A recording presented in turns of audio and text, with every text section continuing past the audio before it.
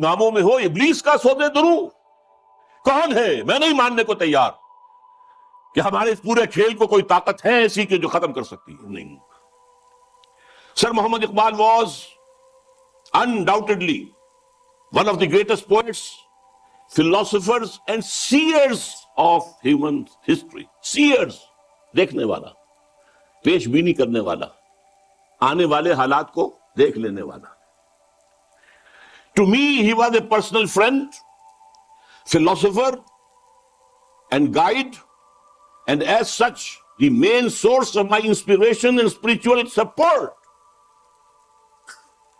یہ کون کہہ رہا ہے؟ محمد علی جناح. وہ کوئی اس طرح کا آدمی نہیں تھا کہ جو لفاظی کرتا ہو. وہ ایک ایک لفظ جانچ کر تول کر بولنے والا شخص ہے, اس نے یہ کہا ہے. اور اس سے بھی آگے کی بات سن لیجئے. If I live to see the ideal of Muslim state being achieved in India, and then if I were offered to make a choice between the works of Iqbal and the rulership of that Muslim state, I would prefer the former.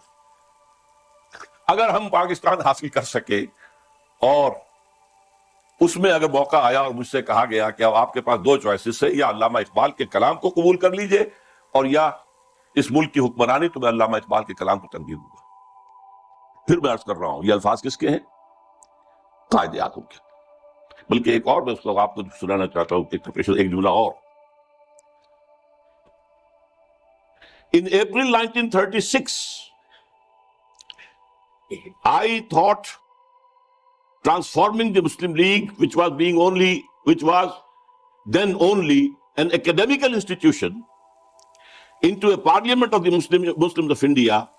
From that time to the end of his life, he, yani Iqbal, continued, he continued, Qaid Azam ne kaha, he continued, Iqbal stood as a rock by him. He was not only a great poet who had a permanent place in the history of the world's best literature, but he was also a very dynamic personality. بہرحال یہ پہلی بات تھی جو میں نے گنوائی ہے. دوسری بات جو نگاہوں سے بالکل پوشیدہ ہے, یہ بات بھی خفی ہے. اقبال کا انفلوئنس قائد اعظم پر یہ لوگوں کے ذہنوں میں نہیں ہے, جس کو میں چاہتا ہوں کہ واقعتاً سمجھا جائے, تاریخ کے آئینے میں دیکھا جائے. دوسری بات جو بالکل ہی خفی ہے, سن 32 سے 35 تک علامہ ایک ایسی جماعت قائم کرنے کی کوشش کرتے رہے جو اسلام کے احیاء اور اسلام کی نشت ثانیہ کا کام کر سکے. حالانکہ وہ مسلم لیگ میں تھے, قائد اعظم کے ساتھی تھے, ان کے ساتھ ادنا کارکن کی حیثیت سے بھی شریک رہے, انہوں نے ہی 1930 کا خطبہ دیا. لیکن وہ یہ محسوس کرتے تھے اور صحیح محسوس کرتے تھے کہ مسلم لیگ کی تحریک کے نتیجے میں ایک مسلم قومی ریاست تو قائم ہو سکتی ہے, اسلامی ریاست قائم نہیں ہو سکتی. لہذا سن 32 سے 35 تک کے عرصے کے درمیان ان کی کوشش رہی کہ ایک جماعت بنے. وہ جماعت کیا ہو؟ پریکٹسنگ مسلمز کے اوپر مشتمل ہو, جو اسلام پر عمل کرے. ویسے یہ کتاب پوری تفصیل سے آپ اس میں پڑھ سکیں گے, علامہ اقبال کی آخری خواہش. یہ پورا ڈاکومنٹ ہے, اللہ کا شکر ہے کہ جو اب سامنے آ چکا ہے. پھر یہ کہ اس کا نظم جو ہے عمارت کی بنیاد پر ہو, صدارت کی بنیاد پر نہیں. وہ عمارت بیعت کی بنیاد پر ہو, اور وہ کبھی الیکشن میں حصہ نہ لے. یہ چار چیزیں نوٹ کر لیجئے. یہ بہت سے اعتبارات سے مسلم لیگ کا اینٹی تھیسس بنتا ہے. اس کی کوشش کر رہے تھے. اس کی وجہ کیا ہے؟ وہ بات جو بعد میں علامہ کے انتقال کے 2 سال بعد مولانا مودودی نے کہی ہے 1940 میں اسٹریچی ہال علی گڑھ یونیورسٹی میں, جو ایک کتاب کی شکل میں شائع ہوتی ہے, اسلامی حکومت کیسے قائم ہوتی ہے. مین تھیم یہی تھا کہ مسلمانوں کی ایک قومی تحریک کی بنیاد پر ایک قومی ریاست تو وجود میں آ سکتی ہے, اسلامی نہیں آ سکتی. اس میں ہر طرح کا آدمی آ سکتا ہے, ہر کردار کا آدمی آ سکتا ہے, ہر شخص آ سکتا ہے, نمازی ہے یا نہیں ہے, روزہ رکھتا ہے یا نہیں رکھتا ہے, شاعر اسلام سے تعلق ہے یا نہیں ہے, قادیانی ہے یا کوئی اور ہے, کچھ ہو, کوئی بھی ہو, نام مسلمان کا ہونا چاہیے. مسلم لیگ کا تو معاملہ یہ تھا. اس سے ظاہر بات ہے اسلامی ریاست قائم نہیں ہو سکتی. یہ بات علامہ اقبال کے دل کی بات ہے. مولانا مودودی کو بلانے والے دکن سے علامہ اقبال تھے. مسلم نیشن ہوڈ کی بات جو 1930 میں علامہ اقبال نے کی تھی اپنے خطبے میں، اسے نہایت سلیس پیرائے کے اندر واضح کرنے والے علامہ مولانا مودودی تھے، مسئلہ قومیت کے نام سے۔ اسی آخری دنوں میں یہ جو نظمیں ان کی آئی ہیں جو 1935 کے بعد کہی گئی ہیں اور جو ان کی زندگی میں شائع بھی نہیں، یہ ان کے زندگی بھر کی سوچ کا نچوڑ ہے۔ ظاہر بات ہے، جو میں نے کہا تھا کہ مفکر ہو، فلسفی ہو، اس کے فکر میں ارتقا ہوتا ہے، ارتقا ہوتے ہوتے وہ اپنی انتہا کو پہنچتا ہے۔ لہٰذا اقبال کے فکر کا ارتقا جو ہے وہ ان نظموں میں ہے کہ جو ان کے انتقال کے بعد شائع ہوئی، ارمغان حجاز ان کی زندگی میں شائع نہیں ہو سکی، چونکہ اس وقت تک اردو کی نظمیں تھیں بہت کم، علیحدہ کتابی شکل میں نہیں شائع کی گئی، بلکہ فارسی کے ساتھ ہی ملا کر اس کو فارسی اردو جمع کر کے شائع کیا گیا۔ اور دوسرے، جیسا کہ میں نے عرض کیا، انہوں نے ایک نئی نوجوات کا جو ہے تصور پیش کیا اور کوشش کی کہ وہ قائم ہو جائے۔ ایک چھوٹا سا نکتہ اور کہ میں نے اپنے لیے ایک لقب اختیار کیا ہے، یکے از رگ ہائے ساز اقبال۔ اس کا پس منظر کیا ہے؟ زندگی کے آخری ایام میں حضرت علامہ بہت تشویش میں تھے کہ میرا وقت اب آ رہا ہے، قریب آ گیا ہے، میں جانے والا ہوں، اور انہیں اپنے آس پاس کوئی آدمی ایسا نظر نہیں آ رہا تھا کہ جو ان کے اس مشن کو آگے لے کر بڑھ سکے۔ میں قرآن مجید میں جب غور کرتا ہوں تو معلوم ہوتا ہے جو حضرت زکریا کی کیفیت تھی، جبکہ انہوں نے دعا کی اللہ سے، اللہ مجھے بیٹا عطا کر دے، میں اب بوڑھا ہو گیا ہوں، وَإِنِّي خِفْتُ الْمَوَالِيَ مِنْ وَرَائِي، اب میں جو موالی ہیں، میرے آس پاس ہیں، ارد گرد لوگ ہیں، رشتہ دار ہیں، ان سے تو مجھے اندیشہ ہے کہ وہ اس راستے پر نہیں چل پائیں گے۔ فَهَبْ لِي مِن لَّدُنْكَ وَلِيًّا، مجھے کوئی ولی عطا کر دے۔ اللہ نے پھر حضرت یحییٰ کی بشارت دی۔ یہ تشویش تھی جو علامہ اقبال کے ذہن میں تھی۔ آخری دنوں کے ان کے دو اشعار بہت مشہور ہیں، سرود رفت باز آیت کے نایت، نسیم از حجاز آیت کے نایت، سرآمد روزگار ای فقیر دیگر دانا راز آیت کے نایت۔ اچھا، دیگر دانا راز کے بارے میں ایک اور ان کی نظم جو ہے، جو زبور عجم میں ہے، اس کا بھی مرکزی شعر یہی ہے۔ پہلا شعر بہت اہم ہے، اگرچہ میرے اس وقت کے موضوع سے متعلق نہیں ہے، لیکن میں اس کا ذکر کروں گا ضرور، اس لیے کہ علامہ کے بارے میں ایک عام غلط فہمی یہ ہے کہ وہ حضرت مہدی کے ظہور اور حضرت عیسیٰ کے نزول کے قائل نہیں تھے۔ ایسی بات غلط ہے۔ یہ زبور عجم کی نظر سنا رہا ہوں آپ کو۔ خضر وقت از خلوت دشت حجاز آید بروں، کارواں زی وادی دور و دراز آید بروں۔ یہاں حضرت مہدی کے لیے خضر وقت، اپنے وقت کا خضر، رہنما، وہ لفظ استعمال کیا ہے، مذہبی اصطلاح استعمال نہیں کی ہے، لیکن خلوت دشت حجاز سے برآمد ہوں گے۔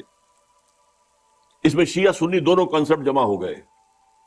شیعوں کے نزدیک ان کے 12ویں امام روپوش ہے، وہاں سے برآمد ہو جائیں گے، اور سنیوں کے نزدیک حضرت ام سلمہ رضی اللہ تعالی عنہ کی ایک روایت کے مطابق وہ روپوش ہوں گے، مکے میں چھپے ہوئے ہوں گے۔ تو یہ دونوں تصورات جمع ہو گئے، خلوت دشت حجاز، خضر وقت از خلوت دشت حجاز آیت بروں، کارواں زی وادی دور و دراز آیت بروں۔ قافلہ جو چلے گا وہ اس وادی دور و دراز سے، اس کون سی وادی؟ جہاں اقبال تھا، اور حضور کی حدیث ہے، یخرج ناس من المشرق یوطئون للمہدی، یعنی سلطان ہی، مشرق کے ایک ملک سے فوجیں آئیں گی جو حضرت مہدی کی حکومت کو قائم کریں گی، مضبوط کریں گی۔ اس حدیث کی تعبیر ہے کہ کارواں زی وادی دور و دراز آیت بروں۔ اب اس میں ایک درمیانی شعر بھی ہے، عمر حاضر کعبہ و بتخانہ می نالد حیات، تاز بزم عشق یک دانائے راز آیت بروں۔ دانائے راز جو ہے وہ روز روز پیدا نہیں ہوتا، عمر ہاں، نسل بعد نسل، حیات انسانی جو ہے کعبہ اور بت خانے میں نالا کرتی رہتی ہے، فریاد کرتی رہتی ہے، فغاں کرتی، تب کہیں جا کر کوئی ایک دانائے راز برآمد۔ تو دانائے راز تو اب تک کوئی اور نہیں آیا ہے اقبال کے بعد۔ اللہ چاہے گا تو اب وجود میں آ جائے گا، ابھی تک تو نہیں آیا۔ البتہ اس نظم کے آخری شعر کے حوالے سے کس قدر پیارا شعر ہے، اس میں شعریت بھی اتنی انتہا کو ہے۔ چنگ را گیرے دست دستم کہ کارز دست رفت، نغمام خون گشت و از رگہائے ساز آیت بروں۔ اے لوگو، میرے ہاتھ سے یہ ساز لے لو، یہ ستار اب لے لو، میرے ہاتھ سے لے لو، میرے ہاتھ کا کام تو ہو چکا، میری انگلیوں نے اس میں ساز بھر دیا ہے، اس میں جو نغمہ ہے وہ بھر دیا ہے. نغمہ میرا نغمہ خون گشت، خون بن کر ان تاروں میں دوڑ رہا ہے جیسے انسانی رگوں کے اندر خون دوڑتا ہے. از رگ ہائے ساز آیت بنوں، یہاں سے خود بخود باہر نکلے گا. چنانچہ بہت سے لوگوں نے اللہ کا شکر ہے کام کیا ہے. مرزا محمد منور صاحب بھی ہیں ہمارے جنہوں نے یہ کام کیا ہے، چودھری مظفر حسین صاحب بھی ہیں، اب ڈاکٹر فتح محمد ملک ہے، اور لوگ بھی بہت سے ہیں. تو میں ان کو کہتا ہوں رگ ہائے ساز اقبال. لیکن میں نے خود اپنے لیے یہ لقب اختیار کیا ہے کہ یکے از رگ ہائے ساز اقبال، اقبال کے ساز کے تاروں میں سے ایک تار میں بھی ہوں. اب میں چاہتا ہوں کہ ذرا اس آخری جو نظم ہے ان کی زندگی کی، اور جس میں میرے نزدیک ان کا پیغام جو ہے امت مسلمہ کے نام وہ جامعیت کے ساتھ آ گیا ہے، تمثیلی پیرائے میں. یہ ابلیس کی مجلس شورا ہے. میں حیران ہوتا ہوں کہ محسوس ہوتا ہے کہ آج کل کہیں یہ مجلس شورا جو ہے کہیں منعقد ہوئی ہے حال ہی میں، اور یہ 80 سال پہلے کی بات ہے. ابلیس صاحب جو ہیں صدر ہیں، ظاہر بات ہے اس اپنی مجلس شورا کے، وہ پہلے اوپننگ ایڈریس کر رہے ہیں. یہ عناصر کا پرانا کھیل، یہ دنیائے دوں. یہ جو دنیا ہے یہ کیا ہے؟ عناصر کا پرانا کھیل ہے. ایلیمنٹس، سالمات، ایٹمز، انہی کی اکھیڑ پچھاڑ ہے نا جس کا یہ کھیل چل رہا ہے. یہ عناصر کا پرانا کھیل، یہ دنیائے دوں. دوں کہتے ہیں پست کو، بہت گھٹیا. یہ گھٹیا دنیا جو ہے، یہ دنیا زمین. یہ لفظ جواب شکوہ میں اقبال نے بھی استعمال کیا ہے کہ شوخ و گستاخ یہ پستی کے مکین کیسے ہیں. یہ زمین کے رہنے والے کیسے شوخ اور گستاخ ہے، کس طریقے سے شکوہ کیا ہے اللہ سے. تو اسی طرح وہ ابلیس کہتا ہے یہ عناصر کا پرانا کھیل، یہ دنیائے دوں. یہ عناصر کا پرانا کھیل، یہ میٹریلزم کے جتنے بھی شعبے ہیں، جتنے بھی شاخیں ہیں، جتنے بھی گریڈز ہیں، اور ہندوستان میں چار واک ہے، جین مت ہے، بدھ مت ہے، اور سانکھ درشن، یہ سب اسی کے ہیں. یہ خالص میٹیریل کھیل ہے دنیا کا. اس سے آگے انہیں کچھ اور نظر نہیں آتا. دنیا کی حقیقت خالص مادہ ہے، مادے ہی کی بنیاد پر یہ دنیا ہے. ساکنان عرش اعظم کی تمناؤں کا خون، ساکنان عرش اعظم ملائکہ مقربین، ان کی تمناؤں کا خون ہو گیا. کیسے؟ جب اللہ نے کہا تھا وَإِذْ قَالَ رَبُّكَ لِلْمَلَائِكَةِ إِنِّي جَاعِلٌ فِي الْأَرْضِ خَلِيفَةً، تو فرشتوں نے ذرا استفہام کیا تھا نا. قَالُوا وَتَجْعَلُ فِيهَا مَن يُفْسِدُ فِيهَا وَيَسْفِكُ الدِّمَاءَ وَنَحْنُ نُسَبِّحُ بِحَمْدِكَ وَنُقَدِّسُ لَكَ. ہم تسبیح و تقدیس کے اندر لگے ہوئے ہیں، ہم خادمان، ہم حاضر ہیں، ہم سب کام کر رہے ہیں. ابلیس اس کو انٹرپریٹ کر رہا ہے کہ اصل میں وہ خود خواہش مند تھے خلافت کے، تو ان کی تمنا کا خون ہو گیا جبکہ آدم کو خلافت دے دی. یہ عناصر کا پرانا کھیل، یہ دنیائے دوں، ساکنان عرش اعظم کی تمناؤں کا خون. اس کی بربادی پہ آج آمادہ ہے وہ کارساز جس نے اس کا نام رکھا تھا جہان کافنوں. یہ اللہ کے امر کن سے کائنات وجود میں آئی تھی نا. اچھا وہ اس کو نہیں مان رہا، وہ سراسر نام یہ رکھا گیا ہے، اور اللہ جانو، یہ اللہ ہی جانتا ہے کہ اس کے دماغ میں کیا خناس ہے. لیکن اللہ نے جو یہ کہا ہے کہ یہ کن سے بنایا ہے، کن فیکون. آج معلوم ہوتا ہے ابلیس کہتا ہے کہ اس کی بربادی پر خدا نے فیصلہ کر لیا ہے. جس نے اس کو بنایا تھا وہ اب اس کی بربادی کے در پہ ہے. اس کے دونوں معنی ہو سکتے ہیں. ایک تو یہ بھی کہ اسے محسوس ہو رہا ہے کہ قیامت اب قریب آ رہی ہے. یہ کھیل جو ہے اور یہ خیر و شر کی کشاکش ستیزہ کار رہا ہے ازل سے تا امروز، چراغ مصطفی سے شرار بولہبی. یہ جو ہے اب آخری اینڈ پہ آ رہا ہے اس ڈرامے کا. یہ ڈرامہ دکھائے گا کیا سین، پردہ اٹھنے کی منتظر ہے نگاہ. تو جیسے کہ یہ بات کہی گئی ہے کہ یہ ڈرامہ جو ہے اب ختم ہونے کو، اقبال نے بھی اس کو کہا ہے، دنیا کو ہے پھر مار کے روح و بدن پیش، تہذیب نے پھر اپنے درندوں کو ابھارا. اللہ کو پامر دیے مومن پہ بھروسہ، ابلیس کو یورپ کی مشینوں کا سہارا. تو وہ بھی محسوس کر رہا ہے کہ شاید اب وہ قیامت ختم ہے اور یہ کھیل اب آخری سین پر آ گیا ہے. اور شاید اس کا مفہوم یہ ہو کہ اس دنیا میں ہم نے شر کا، شرک کا، الہاد کا، یہ سارے بے حیائی کا، بے شرمی کا، سودی نظام کا، انسانی حاکمیت کا، یہ سارا کھیل ہم نے بنایا ہے. معلوم ہوتا ہے کہ یہ اب ختم ہونے پہ ہے. معلوم ہوتا ہے کہ یہ اب وہ جو کارساز ہے وہ اب اس کو آخری جو ہے اس مقابلے کے اندر ملیا بیٹ کر دینے کے در پہ ہے. اس کی بربادی پہ آج آمادہ ہے وہ کارساز جس نے اس کا نام رکھا تھا جہان کافنوں. اور اس کے بعد اب لافزنی کر رہا ہے، میں نے یہ کیا، میں نے یہ کیا، میں نے یہ کیا، میں نے یہ کیا. کون ہے جو میرے اس سارے معاملے کو ختم کر سکے؟ میں نے دکھلایا فرنگی کو ملوکیت کا خواب. فرنگی ویسٹرن امپیریلزم، ملوکیت کا خواب، دنیا فتح کرو، کولونائز کرو. یہ پہلا خواب تھا، لیکن اس کے بعد انہوں نے اس سے بہتر خواب دیکھ لیا ہے کہ خامخواہ جا کر آکوپائی کرنے سے کیا فائدہ ہے. سودی نظام میں اور بینکنگ کے نظام میں اور انٹرنیشنل کمپنیوں کے نظام میں اور گلوبلائزیشن کے ذریعے اور ٹرپ کے ذریعے سے خون چوستے رہو. وہ رہے اپنی اپنی جگہ پر، ہم وہاں جا کر ان پر حملہ کریں گے، انہیں فتح کریں گے تو رد عمل بھی تو پیدا ہوگا، خون ریزی بھی تو ہوگی. وہ کوشش بھی کرتے رہیں گے کہ وہ آزادی حاصل کریں، ہمیں ماریں گے. تو اب یہ جو نیا امپیریلزم ہے، مالیاتی امپیریلزم، یہ اب ہے. یہ سارا خواب فرنگی کو میں نے دکھایا ہے. میں نے دکھلایا فرنگی کو ملوکیت کا خواب. میں نے توڑا مسجد و دیر و کلیسا کا فسون. یہ مسجد اور دیر اور کلیسا اور مندر اور یہ اور وہ، اس کا سارا اثر ختم کر دیا. کیا کیا؟ سیکولرزم کی پٹی بڑھا دی.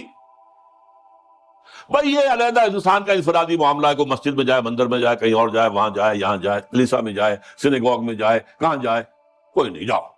لیکن ملکی نظام، ملکی قانون، حکومت، ریاست، معیشت، معاشرت، اس کا کوئی تعلق کسی مذہب سے نہیں. وہ جو بھی اثرات تھے، جو بھی ہولڈ تھا مذاہب کا، آخر خدا کو تو مانتے تھے نا. اس دور حاضر سے قبل جو ہے انسان کی گمراہی صرف ایک تھی، شرک. وہ کیا ہے؟ ایک بڑے خدا کے ساتھ چھوٹے چھوٹے خداؤں کو بھی ماننا. بڑے خدا کا انکار نہیں تھا. اب کیا کیا گیا ہے؟ اس بڑے خدا کو اٹھا کے مسجد میں بند کر دو، مندر میں بند کر دو، سینیگوگ میں بند کر دو، چرچ میں بند کر دو، اور جہاں پورا ہمارا نظام ہم چلائیں. وہی آپ نے sovereignty belongs to us. ہم جو چاہے کریں. لہذا میں نے دکھلایا فرنگی کو ملوکیت کا خواب، امپیریلزم، اور میں نے توڑا مسجد و دیر و کلیسا کا فسون، سیکولرزم. میں نے ناداروں کو سکھلایا سبق تقدیر کا. ناداروں کو، غریبوں کو میں نے کہا بھائی ٹھیک ہے، یہ تمہاری قسمت ہے. تم کسان ہو، ہاری ہو، تمہاری قسمت یہی ہے، اس کی طرف سے ہے، رب کی طرف سے ہے. کوئی بغاوت کا خیال پیدا نہ ہو جائے، کہیں کو کھڑے ہو کر کوئی ریزسٹنس کی موومنٹ شروع نہ کر دینا. تقدیر ہے، قلب تقدیر، تقدیر کے حوالے. میں نے ناداروں کو سکھلایا سبق تقدیر کا. میں نے منعم کو دیا سرمایہ داری کا جنوں. یہ لفظ منعم جو ہے عربی کا، یہ منعم بھی ہو سکتا ہے، منعم بھی ہو سکتا ہے. منعم اس میں فاعل ہے، منعم اس میں مفعول ہے. منعم نعمتیں دینے والا، منعم جس کو نعمتیں دی گئی.